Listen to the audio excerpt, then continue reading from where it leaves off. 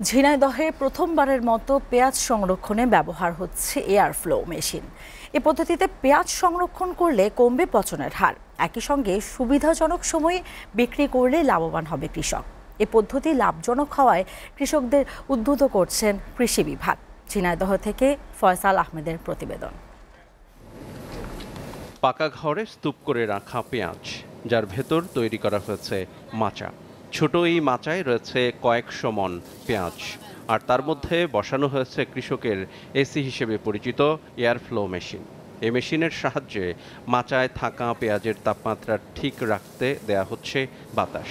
ঝিনাইদহের শৈলকুপায় প্রথমবারের মতো এয়ার ফ্লো পদ্ধতিতে পেঁয়াজ সংরক্ষণ করছেন কয়েকজন কৃষক ও ব্যবসায়ী। কৃষকরা বলছেন, সনাতন পদ্ধতিতে পেঁয়াজ সংরক্ষণ করলে সেই পেঁয়াজ বেশি দিন ভালো থাকে না, শুকিয়ে ওজন কমে মন প্রতি 10 থেকে 15 কেজি।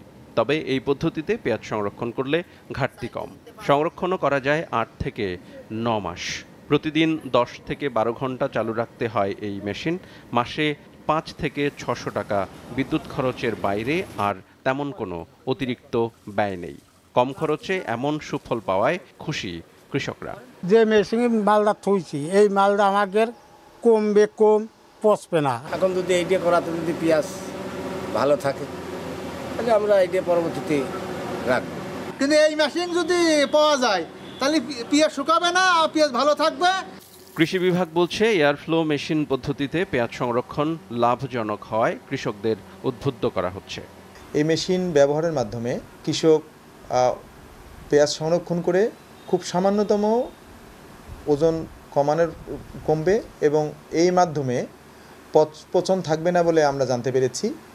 এই প্রযুক্তিটি সম্প্রসারণের জন্য আমরা কাজ করছি। এই পদ্ধতিতে পেঁয়াজ সংরক্ষণ করতে প্রতি মেশিন ক্রয় করতে কৃষকদের খরচ হচ্ছে মাত্র 17 থেকে 18 হাজার টাকা, যা সংগ্রহ করছেন ফরিদপুর জেলা থেকে। SATV news desk.